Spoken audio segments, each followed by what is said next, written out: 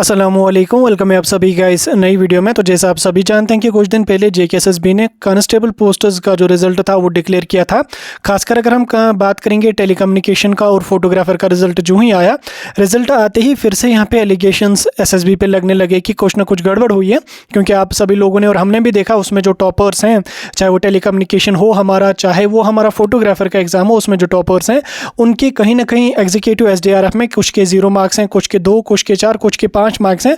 यानी कि उनका वो एग्जाम क्वालिफाई ही नहीं हुआ है। उसके बाद 6 या 7 दिन के बाद जब हमारा दूसरा एग्जाम हुआ टेलीकम्युनिकेशन का, वहाँ पे वही स्टूडेंट्स या वही एस्पिरेंट्स यहाँ पे टॉप कर गए। अब यहाँ पे इसी के हवाले से जो है वो परसों एसएसबी के चेयरपर्सन ने भी बोला कि हम जो है वो कमेटी इस पर बिठाएंगे, वो इसकी पूरी तरह से जाँच करेगी, उसके बाद जो कुछ भी होगा वो हम आप तक लाएंगे और जो ही वहाँ से कुछ अपडेट होगा हम आप तक उसको पहुँचाने की पूरी कोशिश रेगुलरली करते आ रहे हैं। लेकिन यहाँ पे कल से जो एग्जीक्यूटिव का हमारा एग्जाम हुआ था उसमें भी यहाँ पे एक अफवाह यहाँ पे निकल कर आ रही थी कि उसमें जो है वो एक एस्पिरेंट का वहाँ पे बोला गया था। आप सभी लोगों ने भी देखा होगा, सोशल मीडिया पे भी काफ़ी सारी वो अपडेट चली थी और काफ़ी सारे सोशल मीडिया पे जितने भी टेलीग्राम ग्रुप्स, व्हाट्सएप ग्रुप्स या बाकी जितने भी ग्रुप्स वगैरह हैं, उन्होंने भी उस मैसेज को फॉरवर्ड किया था कि उसमें एग्जीक्यूटिव में एक कैंडिडेट है जिसके एग्जीक्यूटिव आर्मड में जो वो 80 के आसपास मार्क्स हैं। हालांकि मैं उस कैंडिडेट का नाम नहीं ले रहा हूँ यहाँ पे। वो कैंडिडेट जिसने वहाँ पे 80 मार्क्स लाए, वो कैंडिडेट इंडिया में रह ही नहीं रहा है, वो कैंडिडेट जम्मू कश्मीर में रह ही नहीं रहा है, वो कैंडिडेट सऊदी अरेबिया में जो है वो काम कर रहा है, वो यहाँ पे आया ही नहीं। अब आप लोगों ने भी देखा, सभी ने देखा, सभी यहाँ पे परेशान हो गए कि यार ऐसा कैसे हो सकता है कि कोई कैंडिडेट जो सऊदी में काम कर रहा है वो यहाँ पे पेपर देने आया भी नहीं, लेकिन यहाँ पे उसके 80 मार्क्स आ रहे हैं। अब उसी कैंडिडेट का आज सुबह एक मैसेज यहाँ पे सोशल मीडिया, काफ़ी सारे जेन्युइन प्लेटफॉर्म्स पे, ठीक सोशल मीडिया पे तो बहुत सारी चैनल्स वगैरह हैं, कुछ जेन्युइन चैनल्स पे जो है वो उस मैसेज को फॉरवर्ड किया गया था। हालांकि मैं वो मैसेज आपको दिखा भी सकता था, लेकिन मैं वो मैसेज आपको नहीं दिखाऊंगा, आप लोग खुद देखेंगे या आप लोगों ने देखा भी होगा। उसमें वही कैंडिडेट कह रहा कि हाँ मैं सऊदी में काम कर रहा था, लेकिन पिछले 8 महीने से मैं घर में था। ठीक, पिछले 8 महीने से मैं घर में था, मैं कोचिंग भी ले रहा था, उसके बाद मैं एसएसबी की तैयारी भी कर रहा था, देन उसके बाद मेरा रिटर्न मैंने दे दिया और मेरी अच्छी खासी रैंक आ रही है। ऐसा नहीं है कि मैं सऊदी में हूँ। जो भी ये एलिगेशंस मुझ पर लग रहे हैं ये बिल्कुल फेक है। ठीक, अब उन्होंने जो है वो अपनी बात रखी, उन्होंने बहुत अच्छा किया, क्योंकि यहाँ पे जो कुछ ग्रुप है एस्पिरेंट्स का जिन्होंने यहाँ पे एक अफवाह फैला के रखी है कि भाई स्कैम हुआ है, तीनों में स्कैम हुआ है, हर जगह स्कैम हुआ है और री एग्ज़ाम होना चाहिए। ठीक, री एग्ज़ाम के खिलाफ हम पहले से ही बात करते आ रहे हैं कि री एग्ज़ाम कोई सोल्यूशन नहीं है। अगर टेलीकम्युनिकेशन या टेलीकम्युनिकेशन और फोटोग्राफर में कुछ गड़बड़ हुई है तो एडमिनिस्ट्रेशन या एसएसबी उन लोगों को क्यों नहीं आइडेंटिफाई करती, या एसएसबी जो है वो अपने एग्जाम्स ट्रांसपेरेंट मैनर में क्यों नहीं कंडक्ट करवा सकती। अगर इससे पहले भी एलिगेशंस एसएसबी पे लगे हैं, इससे पहले भी इन्होंने जो वो पेपर लीक किया है या कुछ और भी चीज़ें की हैं, बाकी सारी चीज़ें जिससे रिक्रूटमेंट ही रुकी, 3-3 साल 4-4 साल रिक्रूटमेंट रुकी, तो ये लोग अपने लोगों को क्यों नहीं पकड़ पाते हैं। या अगर वहाँ पे धांधली हो रही है पेपर में तो ये उन लोगों को आइडेंटिफाई क्यों नहीं करी। अगर ये लोग आइडेंटिफाई कर चुके हैं ऑलरेडी कि हाँ ये पर्सन इन्वॉल्व था पेपर लीक में, तो गवर्नमेंट उनको सज़ा क्यों नहीं देती है। वो लोग किस तरह से खुले घूम रहे हैं। फिर उन्होंने जो वो कई सारी पॉलिटिकल पार्टीज़ का टिकट भी ले लिया। मैं नाम नहीं ले रहा किसी का, या मैं किसी के बारे में बात नहीं कर रहा हूँ, लेकिन मैं जेन्युइन बात आपके साथ यहाँ पे रख रहा हूँ। तो उन लोगों को क्यों खुला छोड़ रहे हो। अगर आपको पता है कि कोई पर्सन इन्वॉल्व है पेपर लीक में, कोई पर्सन इन्वॉल्व है स्कैम में, तो उसको जो है वो उम्र कैद की सज़ा सुना दो या उस पर सख्त से सख्त कार्रवाई कर लो, ताकि आने वाले दिनों में ऐसी चीज़ें हमें देखने को नहीं मिले। अब चलो अगर स्कैम हुआ है या थोड़ा सा है या ज़्यादा सा स्कैम हुआ है, कुछ ना कुछ गड़बड़ जो भी हुई है, अभी ये जांच इस पे होगी या अभी इस पे जो है वो एडमिनिस्ट्रेशन क्या डिसीजन ले लेती है वो आगे चल के आपको पता चलेगा। लेकिन कुछ ना कुछ गड़बड़ है, वो हर किसी को लगता है। लेकिन मेरी बाकी लोगों से गुजारिश है, अगर हम देखेंगे जैसे मैंने अभी भी आपको बोला कि कुछ ग्रुप है एस्पिरेंट्स का जो यहाँ पे कंटिन्यूसली डिमांड कर रहे हैं कि री एग्ज़ाम होना चाहिए। और मैं यहाँ पे एक चीज़ को और ऑब्जर्व कर रहा हूँ, और आप सभी लोगों ने भी शायद ऑब्जर्व किया होगा। आपने देखा होगा कि अगर मोहल्ले में 5 लड़के हैं जिन्होंने एग्जाम दिया था कांस्टेबल का, उसमें अगर 2 लोगों का क्वालिफाई हुआ है, 3 लोगों का नहीं हुआ, या एक पर्सन का अगर क्वालिफाई हुआ है अच्छा है, 4 लोगों के 5 लोगों का क्वालिफाई नहीं है, वो लोग भी अब सोशल मीडिया पे मैसेज फॉरवर्ड करें कि इस पर्सन का जो है वो क्वालिफाई हुआ है, ये पर्सन जो है वो काम कर रहा था कहीं पे, इसने एग्जाम ही नहीं दिया, ये इसने ये किया या वो किया।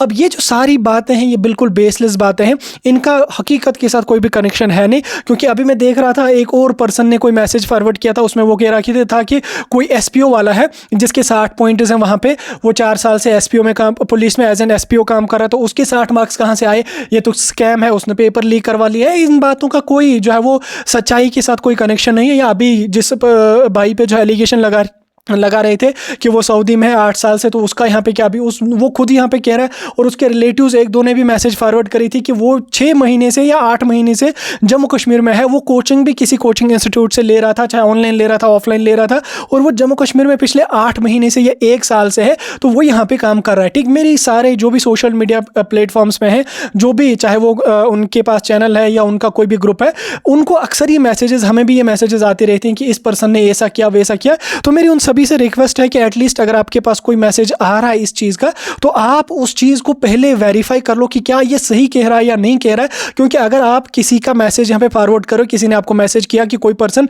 सऊदी में है 8 महीने से या 8 साल से सऊदी में है, उसने पेपर दिया ही नहीं, आप जस्ट उस मैसेज को कॉपी करके अपने ग्रुप्स में डालते हो, ग्रुप में जो वो 20,000 25,000 या 30,000 एस्पिरेंट्स हैं, तो हर कोई यहाँ पे यार परेशान हो रहा है कि यार हमारा तो फिर एग्जीक्यूटिव का भी पेपर में स्कैम हुआ है या जो भी हुआ है वो भी तो ख़त्म हो जाएगा। क्योंकि अभी आप सभी लोग जानते हैं कि अभी फिजिकल भी कांस्टेबल का कुछ ही दिन के बाद ये लोग कंडक्ट करेंगे, हार्डली 20-25 फरवरी तक ये लोग फिजिकल भी कांस्टेबल का निपटा देंगे। तो अगर आप लोग वेरीफाई किए बिना ऐसी मैसेजेस को फॉरवर्ड कर रहे हो, तो जो कैंडिडेट, जो जेन्युइन कैंडिडेट हैं, जिन्होंने क्वालिफाई किया है, जिन्होंने 4-4 साल 5-5 साल जो है वो मेहनत करी, अभी हम देख रहे हैं काफ़ी सारे सोशल मीडिया पे वो सभी एस्पिरेंट्स अपने अपना एक्सपीरियंस शेयर करें। कोई कैंडिडेट कह रहा है कि मैंने 4 साल से मुझे जो है वो मतलब एसएसबी की प्रिपरेशन करते हुए हो गया, अब लास्ट भी मेरा जो है वो एज भी निकलती जा रही है, लेकिन अब अल्टीमेटली मेरा कांस्टेबल का एग्जाम क्वालिफाई हुआ है। अब आप लोग उनको भी परेशान कर रहे हो यार। एटलीस्ट अगर कोई मैसेज आ रहा है आप उसको वेरीफाई कर लो। ऐसा नहीं है कि कोई मैसेज अगर कर रहा है आपको वो बिल्कुल एग्जैक्ट कह रहा है, नहीं, कुछ भी नहीं है ऐसा।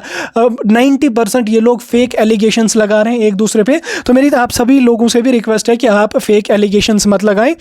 माना मैंने, अगर मेरा नहीं हुआ, आपका नहीं हुआ, उसका नहीं हुआ, तो कोई बात नहीं यार, एक ही एग्ज़ाम थोड़ी, अभी और भी बहुत सारी एग्जाम्स आने वाले हैं, अभी और भी बहुत सारी रिक्रूटमेंट्स आने वाली हैं। हमें नीयत एक दूसरे पे जो है वो साफ़ रखनी चाहिए। आज अगर हमारा हमसाया सेलेक्ट हो गया, आज अगर हमारा दोस्त सेलेक्ट हो गया, आज अगर हमारा रिलेटिव सेलेक्ट हो गया, कल को इंशाल्लाह हम भी हो जाएंगे। हम और ज़्यादा मेहनत करेंगे, क्योंकि एग्ज़ाम जो होता है इससे हमें अपना पोटेंशियल पता चल जाता है कि हमने कितना प्रिपेयर किया है और हम कितना पानी में हैं और कितना पानी के ऊपर है। तो उसको आप इस पेपर को उस हिसाब से लेके चलो। आप इसको जो है वो एक हवा मत बना लो। अगर टेलीकम्युनिकेशन फोटोग्राफर में गड़बड़ हुई है तो आप कह रहे हो कि नहीं, पूरे 3 के 3 पेपर्स का री एग्ज़ाम होना चाहिए, पूरी के पूरे 3 पेपर जो है वो कैंसिल होने चाहिए। तो ये डिमांड बिल्कुल भी जेन्युइन नहीं है। और जो आप लोग जो है वो गलत मैसेजेस जो है वो सोशल मीडिया प्लेटफॉर्म पे जो भी लोग हैं उनको कर रहे हो, चाहे ग्रुप के एडमिन्स हैं, चाहे वो यूट्यूबर्स हैं, आप उनको गलत मैसेज कर रहे हो। और वो लोग भी अनफॉर्चुनेटली यार, बड़े दुख के साथ कहना पड़ता है, वो लोग उस चीज़ को वेरीफाई ही नहीं करे। मैंने देखा काफ़ी सारे जेन्युइन प्लेटफॉर्म्स थे जो कल इस मैसेज को जो है वो फॉरवर्ड कर रहे थे कि कोई पर्सन जिसकी ये रैंक है, ये नाम है, उसका ये रोल नंबर है,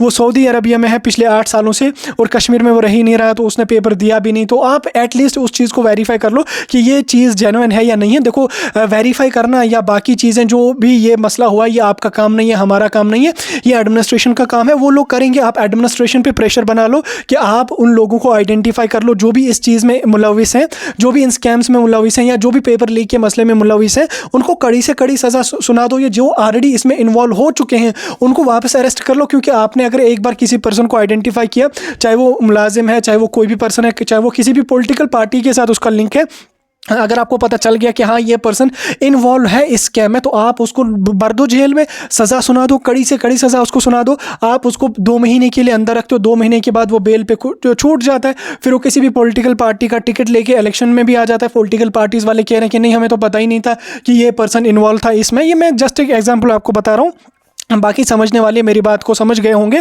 और जो भी इस चीज़ में मुलविस होंगे उनको आइडेंटिफाई कर लो और उन पे कड़ी से कड़ी सज़ा जो वो उनको सुना दो। और मेरी एस्पिरेंट से भी ये डिमांड रहेगी कि आप री एग्ज़ाम की डिमांड एटलीस्ट मत कर लो। आप अपना भी टाइम वेस्ट करो, साथ में जो जेन्युइन कैंडिडेट हैं, जो पिछले, आप जाके देख लो, बहुत सारे सोशल मीडिया पे बच्चे अपना एक्सपीरियंस शेयर कर रहे हैं। कोई 5 साल से घर में बैठा है, 5 साल से वो एसएसबी के लिए पढ़ रहा है, एटलीस्ट उसका आखिर पे जो है वो कांस्टेबल का एग्ज़ाम क्वालिफाई हो गया। यार उसको तो आप आगे जाने दो। आप तो खुद पीछे रह ही गए, आप उसको भी टांग क्यों खींच रहे हो? तो ये बिल्कुल गलत है। अगर हमारा इसमें नहीं हुआ, आपका इसमें नहीं हुआ, तो दूसरे एग्जाम की हम तैयारी कर लेंगे। अभी और भी बहुत सारी रिक्रूटमेंट्स आने वाली हैं, हम उनकी तैयारी कर लेंगे, मे बी उनमें किसी में हो जाए। तो आप लोग री एग्जाम से बेहतर ये डिमांड है कि आप स्कैमर्स को आइडेंटिफाई कर लो, उनको कड़ी से कड़ी सज़ा सुना लो, लेकिन री एग्जाम की डिमांड करना जेन्युइन नहीं है। आई होप आपको समझ आ चुका होगा। और जो भी ये सोशल मीडिया पे काम कर रहे हैं, जो जिनके पास भी सोशल मीडिया पे कोई भी ग्रुप वगैरह है, उनसे भी मेरी रिक्वेस्ट है, फिर से मैं रिपीट कर रहा हूँ इस बात को, अगर कोई ऐसा केस आपके पास आ जाता है या कोई ऐसा मैसेज आपके पास आ जाता है, एटलीस्ट आप उसको वेरीफाई कर लो। वेरीफाई करने के बाद ही उसको शेयर कर लो। अगर आप वेरीफाई नहीं कर पाते तो उसको शेयर मत कर लो। उस पर्सन से कहो कि जाके आप किसी न्यूज़ रिपोर्टर के साथ बात कर लो। न्यूज़ रिपोर्टर खुद कर लेंगे, जाके वो उसका इंटरव्यू ले लेंगे या जो भी कर लेंगे, या जो उनको करना वो कर लेंगे। साथ में अगर कोई किसी पर्सन पे एलिगेशन अभी लगेगा, अभी जैसा मैंने देखा अभी एक दूसरे पे एस्पिरेंट्स एलिगेशंस लगाने लगे। अगर आप में से भी कोई क्वालिफाइड कैंडिडेट है जिसका क्वालिफाई हो चुका, अगर इनकेस अल्लाह बचाए उस पर आपके किसी फ्रेंड ने या किसी भी पर्सन ने एलिगेशन लगा लिया कि ये फेक है या ये यहाँ पे काम कर ही नहीं रहा था, ऐसा है वैसा है, तो आप एटलीस्ट सोशल मीडिया पे आ जाओ, अपना एक्सपीरियंस से अपनी बात रख लो, ताकि सब लोगों को पता चले कि जो हम देख रहे हैं वो सच बिल्कुल भी नहीं है। टेलीकम्युनिकेशन में गड़बड़ हुई है, फोटोग्राफर में गड़बड़ हुई है, कुछ ना कुछ गड़बड़ हुई है, उन लोगों को आइडेंटिफाई किया जाना है और जाना चाहिए। और जो स्टूडेंट भी उसमें इन्वॉल्व होंगे, जो एस्पिरेंट्स उसमें इन्वॉल्व होंगे, अगर हुआ कोई इन्वॉल्व उसमें, तो उन पे भी जो है वो कड़ी से कड़ी सज़ा उनको भी सुना लो, ताकि आगे चल के कोई भी एस्पिरेंट जो है वो इस तरीके की घिनौनी हरकत नहीं करेगा। एक बंदे की अगर गलती है, हम उसमें 20,000 40,000 बच्चों को जो है वो सज़ा नहीं दे सकते। बहरहाल अभी मैंने फिलहाल आपके साथ अपनी बात रखी, मुझे क्या बोलना था वो मैंने आपको बता दिया। बाकी वीडियो लंबा हो रहा है, मैं वीडियो पे यहीं पे ख़त्म कर रहा हूँ। आपकी क्या इसके बारे में राय है, आप हमें कमेंट सेक्शन में बता सकते हैं।